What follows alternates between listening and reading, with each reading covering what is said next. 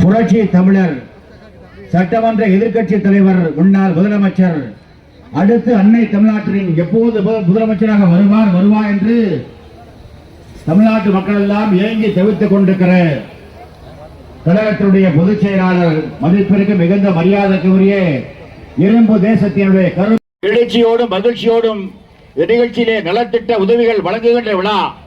அனைத்து இந்திய அண்ணா திராவிட முன்னேற்ற கழகம் என்ற இயக்கம் எப்போது எதை செய்தாலும் அது மக்களுக்கு பயன்பெற வேண்டும், மக்கள் பயன்பெற வேண்டும், மக்களுக்கு நலத்திட்ட உதவிகள் வழங்கி அந்த மக்கள் புரட்சி தலைவி அம்மா அன்றைக்கு சொன்னார், எல்லோரும் எல்லாமும் பெற வேண்டும், இங்கு இல்லாமல் இல்லாத நிலை வேண்டும் என்று சொன்னார்.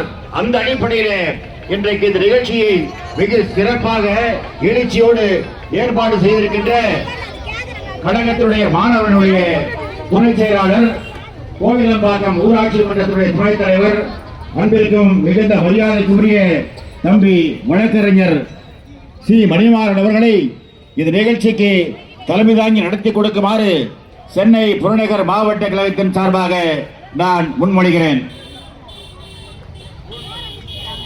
அதையே நான் வழிமொழிகிறேன்.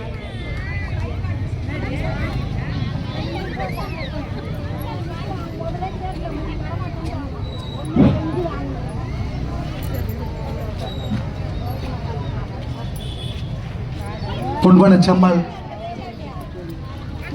இயக்கத்தினுடைய நிரந்தர பொதுச் செயலாளராக வாழ்ந்து மறைந்த எங்கள் இதயம் டாக்டர் புரட்சி தலைவி அம்மாவுடைய லட்சிய பாதையில் புரட்சி தலைவி அம்மாவின் மறைவுக்கு பின்னால் எங்கள் தங்கம் இரும்பு தேசத்தின் கரும்பு மனிதர்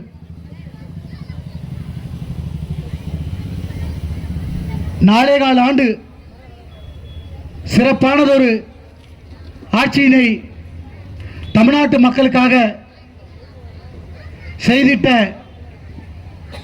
குடிமராமத்து நாயகன், இந்த கழகத்தை காக்க வந்த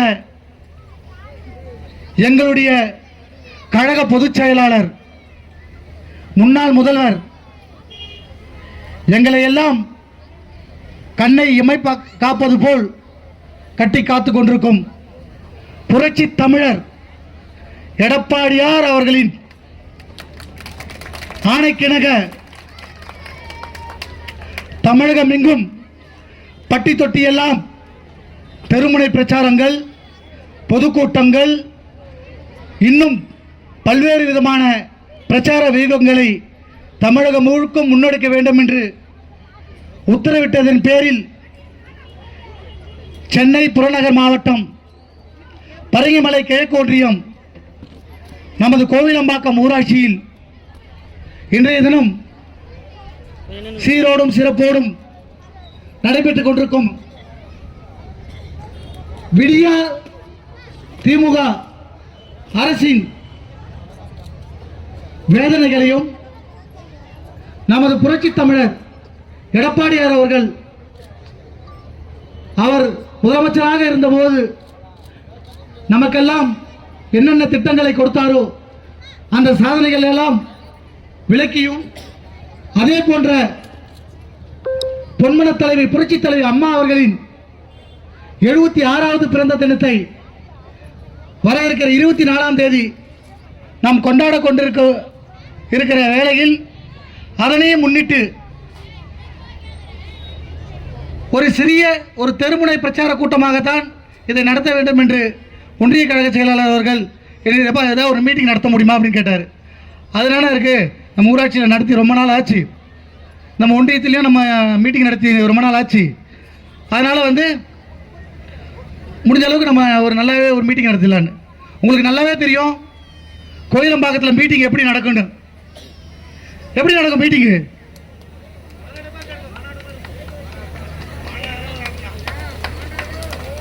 மறந்துட்டீங்க. கிட்டத்தட்ட 2016 பிப்ரவரி 16ஆம் தேதி நமது விடுதலை நகர் மைதானத்தில் ஒரு மாநாடு போல ஒரு பிறந்த நாள் விழா நடந்ததா இல்லையா? இன்னும் யாருமே கலந்துக்காத மாதிரி இருந்தா என்ன அர்த்தம்? Right, okay. அந்த மாநாடு போல நடந்த அந்த கூட்டத்திலே எப்படி ஒரு சிறப்பான கூட்டத்தை நாம் எல்லாம் நடத்தி காட்டினோம் என்பது இந்த மேடையில் இருக்கிறவர்கள் அனைவருக்கும் தெரியும். ஆனாலும் கூட நமக்கு போதிய இடவசதி கிடையாது. ஏன்னா அந்த மைதானம் வந்து இன்றைக்கி வந்து பூங்காவாக நம்ம மாற்றி கொண்டிருக்கோம். கோவிலம்பாக்கத்தில் 2 இடத்துல தான் நம்ம மீட்டிங் நடத்த முடியும். ஒன்று விடுதலை நகர் அந்த மைதானமும், இன்னொன்று இந்த நம்ம இப்போ நடைபெற்றுக்கிட்டு இந்த இடத்துல மட்டும்தான். இதுக்கப்புறம் தான் வந்து நம்ம தீர்மானம் போட்டு நம்ம இந்த போலீஸ் கமிஷனர்கிட்ட வேறு ஒரு இடத்த, நல்ல இடத்த சூஸ் பண்ணி மக்களுக்கு இடையூறு இல்லாத ஒரு இடமா தேர்வு செய்து நம்ம வந்து பொதுக்கூட்டம் நடத்துறதுக்கு இனிமேல் தான் வந்து நம்ம அதை முயற்சி எடுக்கணும். அந்த வகையில் எனக்கு இந்த மீட்டிங்கை நடத்த வேண்டும் என்று ஒன்றிய கழக செயலாளர் என்னை கேட்டுக்கொண்டார். அவருக்கு மாவட்ட கழக செயலாளர் அவர்கள் சொல்லியிருக்கிறார் யார் யாரெல்லாம் கூட்டம் போடுறாங்கன்னு. இதே மாதிரி நிகழ்ச்சி நமது இந்த மாவட்டம் முழுக்க நடந்து கொண்டிருக்குது. அதன் முத்தாய்ப்பாக இன்றைய தினம் இந்த சனிக்கிழமை வேளையிலே நமது கோயிலம்பாக்கம் ஊராட்சியிலே இந்த கூட்டமானது நடைபெற்றுக் கொண்டிருக்குது. இந்த கூட்டத்திற்கு சிறப்புரையாற்ற வருகை தருவேன் என்று எனக்கு உறுதி கொடுத்த முன்னாள் அமைச்சர், கழக மகளிர் அணி செயலாளர், அனைவராலும் நாவுக்கரசி என்று போற்றப்படும் அருமை அக்கா வளர்மதி அவர்கள் இந்த கூட்டத்துக்கு சிறப்புரையாற்ற வருகை தந்திருக்கார்கள். அதே போல நமக்கெல்லாம் ஏற்கனவே தெரியும், இந்த தென்சென்னை பாராளுமன்றத்திலே இந்த 5 ஆண்டு காலம் பாராளுமன்ற உறுப்பினர் எங்கே இருக்கிறார் என்று கேட்டால் யாருக்கும் தெரியாது. நம்ம பாராளுமன்ற உறுப்பினர் யாருன்னு கேட்டாலும் அவங்க பேர் கூட தெரியாது. அப்படி ஒரு சூழ்நிலையிலே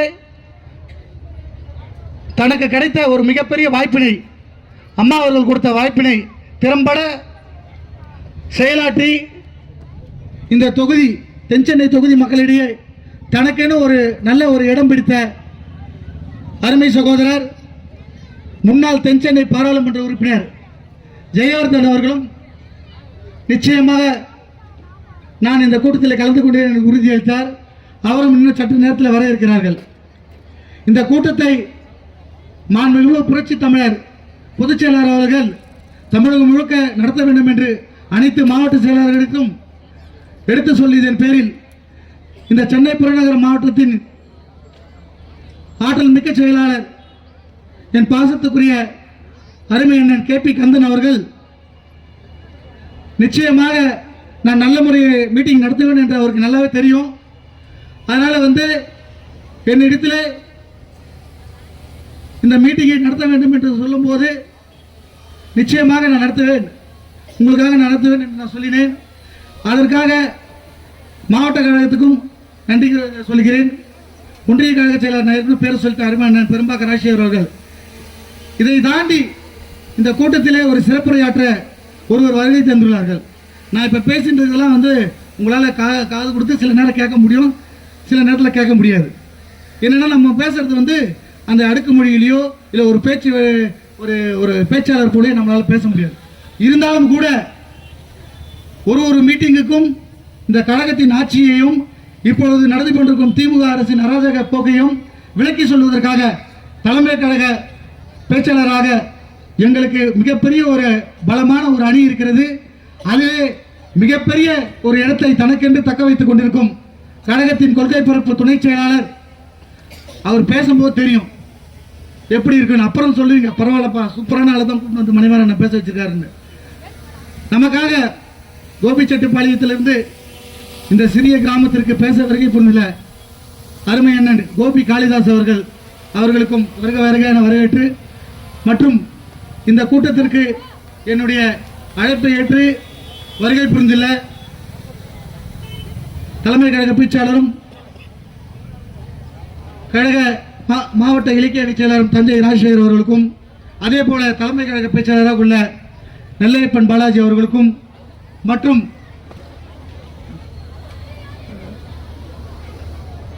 இந்த ஊராட்சியில் நம்ம என்னதான் வந்து முகமாக இருந்தாலும் இந்த ஊராட்சியின் தலைவியாக இருக்கும் என்னுடைய மனைவி திருமதி கீதா அவர்களுக்கும்,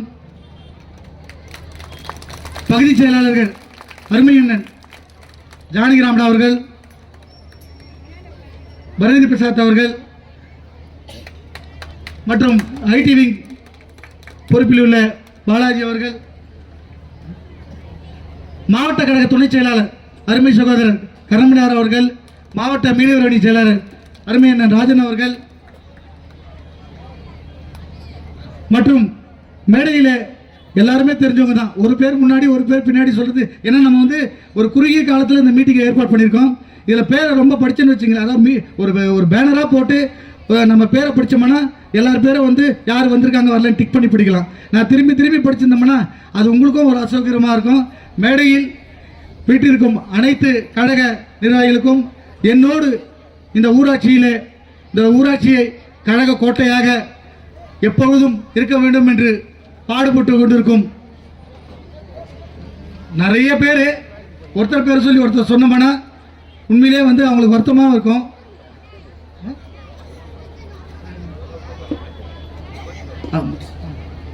அதனால வந்து ஒருத்தர் பேர் ஒருத்தர் இல்லை, எல்லாருமே இங்கே வந்துக்கிற எல்லாருமே வந்து கழக நிர்வாகிகள் தான். மூத்த முன்னோடிகளாக இருக்கட்டும், இல்லை முன்னாள் கவுன்சிலராக இருக்கட்டும், இல்லை இந்நாள் கவுன்சிலராக இருக்கட்டும், இல்லை ஒன்றிய பதவி, மாவட்ட பதவி, பல்வேறு பொறுப்புகளை தாங்கியுள்ள. ஏன்னா வெளியிலேருந்து வந்தவங்க பேரை தான் நம்ம சொல்லணும் முன்னாடியா. இங்கே இருக்கிறவங்க பேரை வந்து நம்ம எப்போனாலும் சொல்லிக்கலாம். ஆனால் அவங்களுக்கு உள்ளுக்குள்ள ஒருத்தர் இருக்கும். அப்போ கீழே இருக்கவங்கலாம் நாங்களாம் இல்லையா, மேலே இருக்கவங்க மட்டும்தான். அதனால் அந்த ஒரு பாகுபாடே கிடையாது. இந்த ஊராட்சியை பொறுத்த வரைக்கும் கழகத்தில் எல்லாருமே சரிசமமானவர்கள்.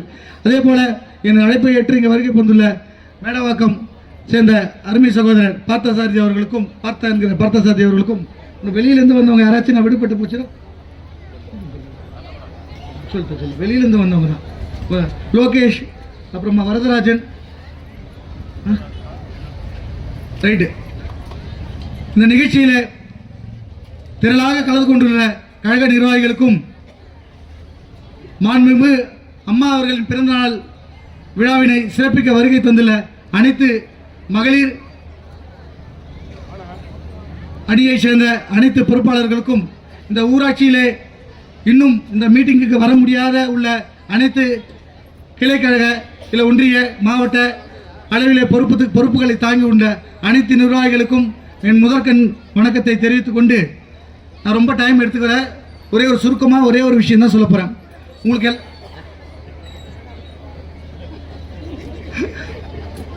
அக்கா வந்து சீக்கிரமாக பேசிட்டு அவங்க போனோம். ஏன்னா வந்து அவங்களுக்கு வந்து நிறைய மீட்டிங் இருக்கும். இருந்தாலும் கூட நம்ம இந்த மாதிரி ஒரு மீட்டிங் போடும்போது தான் இத்தனை பேரையும் சந்திக்க முடியும். இந்த ஊராட்சியில் என்ன நடந்துட்டு இருக்கு, எந்த மாதிரியான விஷயங்கள்லாம் நாங்கள் இப்போ செஞ்சுட்டு இருக்கோம். அப்போ எங்களை நம்பி நீங்கள் வாக்களிச்சிருக்கீங்க, அந்த வாக்களிப்புக்கு ஏற்றால் போகிற நாங்கள் நடந்துட்டு இருக்கோமா அப்படின்லாம் வந்து ஒரு சிறிய விளக்கத்தை கொடுத்தா தான் வரப்போகிற எலெக்ஷனில், வரப்போகிற சட்டமன்ற எலெக்ஷன், அதாவது 2026 நடக்கிற சட்டமன்ற எலெக்ஷன், அடுத்த மாதம் நடைபெற உள்ள ஒரு பாராளுமன்றத்தில் உங்ககிட்ட நாங்கள் தைரியமாக வந்து கேட்கக்கூடிய அளவில் நாங்கள் என்னென்னலாம் சாதனைகளை செஞ்சுருக்கோம், என்னென்னலாம் வேலை செஞ்சுருக்கோம் ஒரு சுருக்கமாக மட்டும் சொல்லிவிட்டு மற்றவங்களுக்கு நான் வழியை விடுறேன். உங்களுக்கு எல்லாமே தெரியும், இந்த ஊராட்சி வந்து மிகப்பெரிய ஊராட்சி. சென்னைக்கு அருகாமையில் உள்ள ஒரு மிகப்பெரிய ஊராட்சி. கிட்டத்தட்ட 35,000 வாக்காளர்கள் கொண்ட இந்த ஊராட்சியிலே உங்களுக்கு எல்லாம் தெரியும், இந்த ஊராட்சி ஒரு விசித்திரமான ஊராட்சி. ஆளுங்கட்சியாக இருக்கும்போது இது வராது, எதிர்கட்சியாக தான் இங்கே இருக்கும். மேலே யார் ஆட்சியில் இருக்காங்களோ அவங்களுக்கு எதிர்பார்த்தா இந்த இடத்துல இந்த ஊராட்சி வந்து அந்த தலைவர்கிட்ட கொடுப்பாங்க. அப்படித்தான் கடந்த 20 ஆண்டு காலமாகவும் அப்படிதான் இருந்தது. இந்த ஆண்டும் மிகப்பெரிய அளவில் என் மீது நம்பிக்கை வைத்து என்னை வெற்றி பெற செய்த என் மனைவியும் என்னோடு சார்ந்த அனைத்து பேரையும் வெற்றி பெற செய்து கிட்டத்தட்ட 2.25 வருஷம் ஆகப்போகுது, 2.5 வருஷம் ஆகப்போகுது. அதாவது இதுவரைக்கும் எந்த தலைவர்களும், அதாவது அவங்கவுங்க காலத்தில் அவங்களுக்கு தெரிஞ்ச மாதிரி அவங்க பாணியில் அவங்களோட உழைப்பை கொடுப்பாங்க. இருந்தாலும் கூட என்னுடைய தலைமையிலே இந்த ஊராட்சியில் இங்கே வந்து கிட்டத்தட்ட வந்து 15 கோடிக்கும் மேலே இந்த ஊராட்சியில் வேலை நடந்துருக்கு. ஒரு சிறிய ஊராட்சி அளவில் 15 கோடிக்கும் மேலே ஒரு சிறிய ஊராட்சியில் ஒரு மாநகராட்சிக்கு இணையாக இங்கே வேலை நடந்துருக்கு. கிட்டத்தட்ட இது வரைக்கும் வந்து 200 ரோடு இந்த ஊராட்சியில் இது வரைக்கும் 10 ஆண்டு 15 ஆண்டு 20 ஆண்டு ரோடுகளே பார்க்காத அந்த தெருவுங்களாம் கூட இன்னைக்கு கிட்டத்தட்ட 200 சாலைகளை இந்த ஊராட்சியில் நம்ம போட்டு கொடுத்துருக்கோம். அதை இந்த மக்கள் கண் கூட பார்த்துட்டு இருக்காங்க.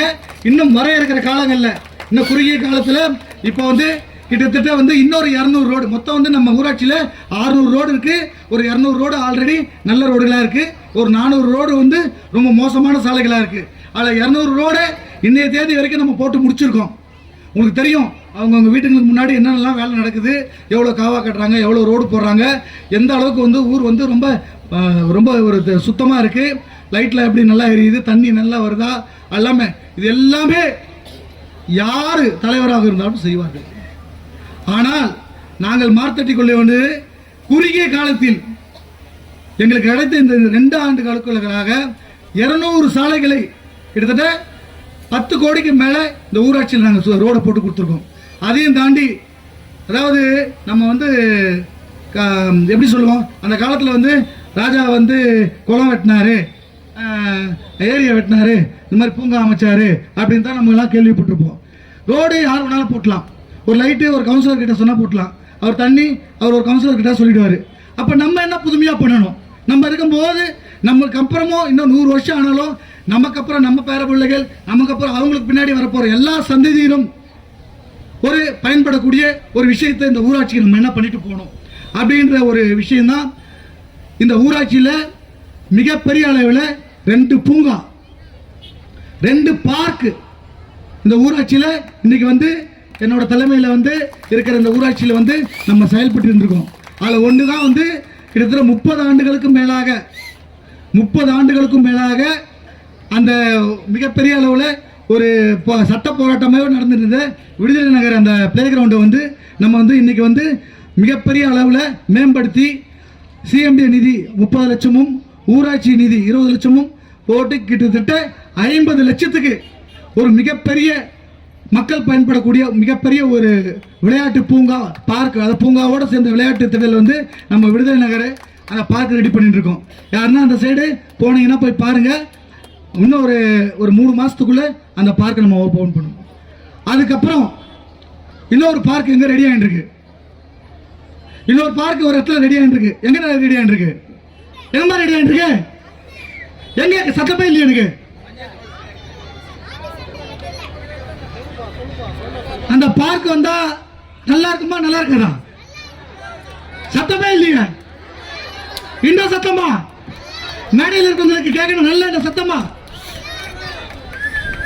நம்ம பஞ்சாயத்து போர்டு அருகில் உங்களுக்கு எல்லாம் தெரியும், அந்த இடத்துல எத்தனை வருஷம் எப்படி இருந்தது அந்த இடம், வெறும் குப்பை கூடமா நாத்த அடிச்சுக்கிட்டு ரொம்ப கேவலமா இருக்கும். நம்ம அந்த சைடு கிராஸ் பண்ணி போகவே முடியாது. ஆமாவா இல்லையா? போகவே முடியாது. ஆனா இன்னைக்கு நம்ம அந்த இடத்த வந்து சுத்தம் பண்ணி பல கோடி ரூபாய்க்கு உண்டான ரைட்டுங்களா, பல கோடி ரூபாய். இதே வேற யாராவது இருந்தா இந்த ஊராட்சியில நடைபெற்ற அந்த மழைநீர் கால்வாய் பணியில் இருக்கிற அந்த மண்ணை தன்னோட சுயலாபத்துக்காக வித்திருப்பாங்க, பணத்துக்கு வித்துட்டு அவங்க பாக்கெட்ல போட்டுட்டு போயிருப்பாங்க. ஆனா நமக்கு கிடைக்காத அளவுக்கு அந்த மண்ணு கிடைச்சது. அந்த மண்ணை வந்து இங்க இருக்கிற சமுதாய கூடமா இருக்கட்டும், இல்ல அந்த பார்க் ஆகட்டும், இல்ல விடுதலை நகர் பிளே கிரவுண்டா இருக்கும், எல்லா இடத்துலையும் ஒரே ஒரு லோடு கூட வெளியில போகாத அளவுக்கு நம்ம வந்து முயற்சி எடுத்து அந்த மண்ணு மொத்தத்தை கிட்டத்தட்ட 2 கோடி ரூபாய் அளவுக்கு அந்த மண்ணை வந்து நம்ம வந்து இங்க கொட்டி கிட்டத்தட்ட அந்த அளவுக்கு நம்ம மேடு ஏற்றிருக்கோம். 5 அடி மேடு ஏற்றி இன்னும் அந்த பார்க்கும் கிட்டத்தட்ட 23 லட்சம் ரூபாய் சிஎம்டிஏல பணம் கொடுத்துருக்காங்க. நம்ம ஊராட்சி நிதியும் கிட்டத்தட்ட 25 லட்சம் நம்ம போட்டு ஒரு 50 லட்சத்தில் அந்த பார்க்கும் இன்னும் ஒரு 3 மாசத்துல நம்ம திறக்க போறோம். அதுக்கு சில இடையூறுகள் பண்றதுக்கு சில பேர் இருக்காங்க, ரைட்டுங்களா? அது அவங்களோட வேலை, சுபாவம். நம்ம அப்படியே தட்டி விட்டு போயிட்டே இருக்கணும். அதை பற்றி நம்ம பெருசாக மைண்டில் ஏற்றிக்க வச்சுக்க கூடாது இந்த நேரத்தில். அதே போல் ரொம்ப வருஷமாக தீர்க்க முடியாத ஒரு பிரச்சனை நம்ம எம்ஜிஆர் நகர் மக்கள், இங்கே நிறைய பேர் வந்திருப்பீங்க. எம்ஜிஆர் நகர் மக்கள் இன்னைக்கு எப்படி இருக்கீங்க? எம்ஜிஆர் நகர் மக்கள் வரவே இல்லையா? இன்னைக்கு உங்க ஏரியா எப்படி இருக்கு, எப்படி இருக்கு தெரியுமா? ஒரு விஷயம், இப்ப வந்த அந்த மிக்ஜாம் புயல்ல இந்த மழை காலத்துல நீங்களாம் வந்து 1 மாசத்துக்கு அந்த தண்ணியில லோல் படுவீங்க. உங்க வீட்டெல்லாம் விட்டுட்டு உங்க சொந்தக்காரங்க வீட்டுக்கு போவீங்க. எவ்வளவு கஷ்டப்படுவீங்க. இந்த வருஷம் அப்படி கஷ்டப்பட்டீங்களா? ஒரே ஒரு நாள் ஒரு சொட்டு தண்ணி கூட உங்க ஏரியால நிக்கல. 1 கோடி ரூபாய் 2 கோடி ரூபாய் போற இடத்துல கூட வீடு கட்டிட்டு இருக்கிறவங்களுக்கு அந்த வசதி வாய்ப்புகள் ஏற்படல. உங்களுக்கு ஒரே ஒரு சொட்டு தண்ணி கூட உங்க ஏரியாவில் நிற்காம இந்த கோயிலம்பாக்கம் ஊராட்சியில் முதல் கரண்ட் கொடுத்த ஏரியா எம்ஜிஆர் நகர் ஏரியா. முதல் கரண்ட் கொடுத்த ஏரியா எம்ஜிஆர் நகர் மக்கள். அதெல்லாம் நீங்க நினைச்சு பார்த்தீங்களா கனவுல? இதுதான் நாங்க செஞ்ச சாதனை. அதையும் தாண்டி இப்போ இந்த ஒர்க்கு கிட்டத்தட்ட முதலமைச்சர் சாலைகளில் எல்லாரும் பயந்தாங்க. ஐயோ இது மாதிரி எதிர்கட்சியாகவே எப்போவுமே வந்துருக்கு, ஒரு வாட்டி நம்ம இந்த ஆளுங்கட்சியாக இருக்கும்போது ஆளுங்கட்சி தலைவர் போட்டோம்னா நல்லா இருக்கும் அப்படிதான் அப்படி நினச்சி தான் கொஞ்சம் பேர் அச்சப்பட்டு இருந்தாங்க, பயந்துட்டு இருந்தாங்க. அதையும் தாண்டி எனக்கு ஒரு வாய்ப்பு கொடுத்தீங்க. நிச்சயமாக அந்த வாய்ப்பை நான் பயன்படுத்துறதுனால தான் அதிகாரிகளோட துணையோட இங்கே இருக்கிற அதாவது பாரபட்சம் இல்லாமல் கிட்டத்தட்ட 6.5 கோடி ரூபாய்க்கு முதலமைச்சர் அந்த அவரோட திட்டத்தில் இங்கே சாலைகள் பணி நடந்துருக்கு. கிட்டத்தட்ட 6.5 கோடி ரூபாய்க்கு சிஎம்டியிலேருந்து கிட்டத்தட்ட 3.5 கோடி ரூபாய்க்கு பணிகள் நடந்திருக்கு. ஊராட்சியிலேருந்து இது வரைக்கும் 5 கோடி ரூபாய்க்கு வேலைகள் நடந்திருக்கு. இதெல்லாம் நான் கனவுல நினச்சி பார்க்க முடியுமா? ஒரே ஒரு ரோடு இதுக்கு முன்னாடி இந்த தலைவர்கிட்ட போய் கேட்டிங்கன்னா ஊராட்சியில் பணம் இல்லை, கவர்மெண்ட்டில் பணம் தரல, எங்களால் முடியாதுன்னு சொல்லுவாங்க. அதெல்லாம் கிடையாது. பணம் வர வைக்கக்கூடிய வழிகள் தெரியணும். அதெல்லாம் தெரிஞ்சதுனால தான் இன்னைக்கு கிட்டத்தட்ட 200 சாலைகளை நம்ம போட்டு கொடுத்துருக்கோம். இன்னும் 200 சாலைகளை போடுறதுக்கு உண்டான முயற்சி எடுத்திருக்கோம். அடுத்த ஆண்டு இதே அம்மா பிறந்த நாள் இந்த இடத்துல ஒரு பெரிய மீட்டிங் போடும்போது இந்த ஊராட்சி 100% வளர்ச்சி அடைந்த எல்லா வசதிகளும் கிடைத்த ஒரு ஊராட்சியாக நிச்சயமாக நான் மட்டுமில்லை என்னோடு பணியாற்றி கொண்டிருக்கும் அனைத்து வார்டு உறுப்பினர்களும் முயற்சி எடுத்துக் கொண்டிருக்காங்க. அவங்களுக்கும் இந்த நல்ல நேரத்தில் நான் நன்றி பாராட்டி நிச்சயமாக எங்களெல்லாம் நீங்களாம் மறக்க மாட்டீங்க. கோயிலம்பாக்கம் அதிமுக கோட்டை, கோயிலம்பாக்கம் அதிமுக கோட்டை தானே, கோயிலம்பாக்கம் அதிமுக கோட்டை தான் எப்பவுமே. இதில் சில நேரங்களில் சில சர்க்கிள்கள் வரத்தான் செய்யும். அது எல்லாத்தையும் நம்ம புறந்தள்ளிட்டு அம்மா என்ற தெய்வத்தையும் புரட்சி தலைவர் என்ற தெய்வத்தையும் உங்களுக்காக 4.25 ஆண்டு எடப்பாடியார் உங்களுக்கு முன்னாடி தெரியுமா? 4 வருஷத்துக்கு 5 வருஷத்துக்கு முன்னாடி தெரியாது இல்ல? அம்மாவை தெரியும், தலைவரை தெரியும், அப்ப இருந்த எம்எல்ஏவை தெரியும், எம்பியை தெரியும். எடப்பாடியார் தெரியுமா? தெரியாது. ஆனா அவர் சிஎம் ஆகும்போது இவர் என்ன பண்ண போறாரு, என்ன செஞ்சு பண்ணிட போறாரு அப்படின்னு கட்சிக்குள்ளேயும் பிரச்சனை இருந்தது, ஏகப்பட்ட பிரச்சனை. அதாவது அவரோட 4.25 ஆண்டு அந்த ஆட்சி என்பது அவர் தலையில ஒரு பெரிய ஒரு முள்கிரீடமாவே இருந்தது. அவரால் அவரோட ஆட்சியில் கிட்டத்தட்ட 30,000 போராட்டங்கள் நடந்தது. இன்னைக்கெல்லாம் எங்க தான் போனானுங்கன்னே தெரியல. இன்னைக்கு எங்க போனானே தெரியல. அந்த போராட்டம் பண்ணவனா எல்லாம் போயிட்டு வீட்டில் போயிட்டு கவுந்தடிச்சு படுத்துனானுங்க. 30,000 போராட்டங்கள் நடத்தினானுங்க. இந்த எடப்பாடி எதிர்ப்பா அது எல்லாத்தையும் அப்படியே தட்டி விட்டு இந்த மக்களுக்கு உண்டானுங்க. அப்போ உங்களுக்கு எல்லாம் தெரியும், அவர் ஆட்சியில் இருக்கும்போது என்ன நமக்கு ஒரு பெரிய சவால் கொரோனால நம்ம எல்லாம் எவ்வளோ கஷ்டப்பட்டோம். பக்கத்து தெருவில் இருக்கிற நம்ம அக்கா தங்கச்சியை போய் பார்க்க முடியாது, பக்கத்து ஊரில் இருக்கிற நம்ம அண்ணன் தம்பியை போய் பார்க்க முடியாது, பக்கத்து ஊரில் இருக்கிற நம்ம சித்தப்பா சித்தியை போய் பார்க்க முடியாது, சொந்தக்காரங்களை போய் பார்க்க முடியாது. வீட்டுக்குள்ளேயே அடைஞ்சு கிடந்தோமா? அப்படிப்பட்ட காலத்திலையும் எந்த ஒரு பிரச்சனையும் இல்லாமல் உங்களுக்கு தேவையான அனைத்து பொருட்களையும் ரேஷன் கடை மூலயமா எல்லாத்தையும் கொடுத்தாரு. அதையும் தாண்டி பொங்கலுக்கு அம்மா முதலாக வரும்போது ரேஷன் கடையில் பணம்ன்ற ஒரு விஷயத்த உங்களுக்கு எல்லாம் அறிமுகப்படுத்தினாங்க. 100 ரூபான்னாங்க. நமக்கெல்லாம் வியப்பா இருந்தது, என்னடா போய் நான் என் பாக்கெட்டில் 100 ரூபா தான் எடுத்து கொடுத்துருவேன். ஒரு அரசாங்கம் ஒரு பொங்கல் விழாக்கு ஒரு 100 ரூபாய் தர்றதுன்றது ஒரு விசித்திரமான விஷயம். அது அம்மா அவர்கள் செய்து காட்டினாங்க. 100 ரூபாய் போது பொங்கலுக்கு பொருள்லாம் கொடுக்குறாங்க, அரிசிலாம் கொடுக்குறாங்க, வெள்ளம் கொடுக்குறாங்க, இது பண்ணுறாங்க, நம்ம போயிட்டு 100 ரூபாய் வாங்கிட்டு வந்தோம் அப்படின்னு. ஆனால் எடப்பாடியார் என்ன பண்ணாரு? தப்பா சொல்றேன், 2,500 ரூபா கொடுத்தாரு. யாருன்னா நினைச்சு பாத்தீங்களா? அதையும் தாண்டி அந்த 2,500 ரூபா எப்படி கொடுக்கணும்னு சொன்னாரு? அக்கௌண்ட்ல போட்டாலோ இல்ல கவருக்குள்ள மடிச்சு வச்சு கொடுத்தாலோ அதுல இருந்து ஒரு நோட்டு உருவிடுவாங்க, இல்ல வராது வந்தது அப்படின்னு ஒரு பிரச்சனை வரும்னு சொல்லி அந்த கொடுக்குற பணம் அப்படியே முதல் வருஷம் கொடுக்கும்போது 1000 ரூபாய், 2வது வாட்டி கொடுக்கும்போது 2,500 அப்படியே பிரிச்சு வச்சு கொடுத்தோம். 5 நோட்டு பளபளன்னு இருந்ததா இல்லையா? 500 ரூபாய் 5 நோட்டு வாங்கினீங்கல்ல? அப்ப என்ன சொன்னாரு இன்னைக்கு இருக்கிற முதலமைச்சர்? 5,000 ரூபாய் கொடுக்குறீங்களே, 5,000 ரூபாய் கொடுக்கூடாது. அது நல்லா அண்ணன் சொல்லுவார், நம்ம கோபி காளிதாசன் சூப்பரா அவரோட பாணியிலேயே சூப்பரா சொல்லுவார். அதெல்லாம் நல்லா கேளுங்க. அதனால் வாய்க்கிட்டே என்னோட பேசிட்டு போகலாம். அந்த பதவியில் இருக்கும்போது தான் கஷ்டம். அந்த பதவியில் இருக்கும்போது அந்த அந்த அந்த விஷயத்தை செஞ்சு காட்டுறது மிகப்பெரிய ஒரு சவால். இன்றைக்கி எவ்வளோ போராட்டம் நடந்துட்டுருக்கு, இந்த ஆட்சிக்கு எதிராக எவ்வளோ பிரச்சனைகள் நடக்குது. மக்களுக்கு எல்லாமே தெரியும். எந்த ஒரு விஷயமும் கரண்ட்டு பில்லாக இருக்கட்டும், எவ்வளோ கட்டுறீங்க, 1000 ரூபாய் கட்டிருந்தீங்க, 2000 ரூபாய் கட்டுறீங்க. பால் விலை ஏறி போச்சு. பஸ்ஸில் வந்து ஃப்ரீன்னு சொல்லிட்டு அந்த லிப்ஸ்டிக் மாதிரி ஒரு பஸ் அடித்து அதில் மட்டும் தான் ஏற்றுவான்றாங்க. அதுலேயும் எல்லா பஸ்ஸையும் கட் பண்ணிட்டாங்க. 100 பஸ்ஸில் இருந்துச்சுன்னா இப்போ கொஞ்சம் கொஞ்சமாக படிப்படியாக கம்மியாகி இப்போ ஒரு 10-15 பஸ்ஸு தான் ஓடுது. அதை தாண்டி இங்கே இருக்கிற மகளிருக்கு எல்லாருக்கும் 1000 ரூபாய் தருவாங்க. ஆனால் இங்கே இருக்கிறவங்க வந்து சில பேர் வாங்குறீங்க, பக்கத்தில் இருக்கிறவங்களும் சொல்ல மாட்டீங்க வாங்குறத. ஆனால் நான் வாங்காதவங்களை மட்டும் தான் பேசுகிறேன். கிட்டத்தட்ட தமிழ்நாட்டில் 57 லட்சம் பேருக்கு வந்து மகளிர் உரிமை தொகை தரல.